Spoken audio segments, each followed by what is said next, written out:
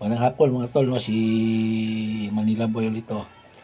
So, nung nakaraan po, tinuro po natin sa inyo kung paano po maiibsan yung pananakit ng ulo, sipon at tubo. So, sa ngayon naman po, ang ating topic ngayon yung pong paghihilik.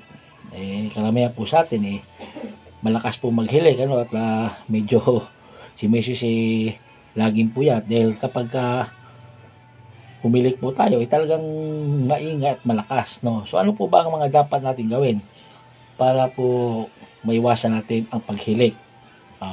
So, ang gagawin po natin, humiga lamang po tayo at yung ating dalawang kamay ilagay po natin sa ibabaw ng ating tiyan at pagkatapos, huminga po tayo ng malalim. Hihinga po tayo sa ilong at ilalabas naman po natin sa bibig. Ayun. Parang inhale, exhale lang.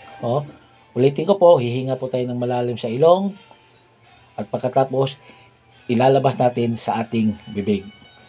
Ganoon lang po kasimple yun para po malinis po yung air passage, yung daanan ng hangin, yung ating paghinga. Kasi po medyo barado yan, kaya medyo hirap tayong huminga sa gabi sa paghiga, kaya tayo hinihilik, yun ang cause ng hilik Kaya dapat po malinis yan yung daanan ng hangin para po maiwasan natin ang paghilik. So, yun lang po, no? Yung dalawang kamay natin, patong natin sa tiyan, hihinga tayo sa ilong.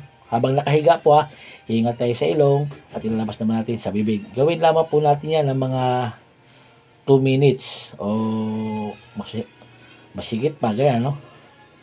At yun po, medyo mararamdaman po ninyo na mararamdaman ng misis ninyo, no, na hindi na kayo hihilik sa gabi. So, ganoon lang So, sana may natutunan tayo at patuloy lang panonood nyo kay Manila Boy para sa marami pang kalaman. Dito lang yan sa Alamin kay Manila Boy.